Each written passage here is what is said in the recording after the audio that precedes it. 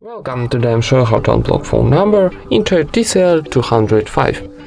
Firstly, open your phone application on this device. Now, in the top right corner we got 3 dots. Tap it and choose settings.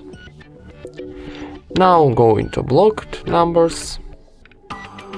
And here we got to block number phone, so for unlocking, for example, this last one, we click here on the right side to cross and confirm operation, tapping unblock one more time. And we got success message. So one more time, this number, and click here on the right side to cross and confirm operation, tapping unblock one more time. And that's it. Thank you for watching, leave thumbs ups and subscribe to our channel.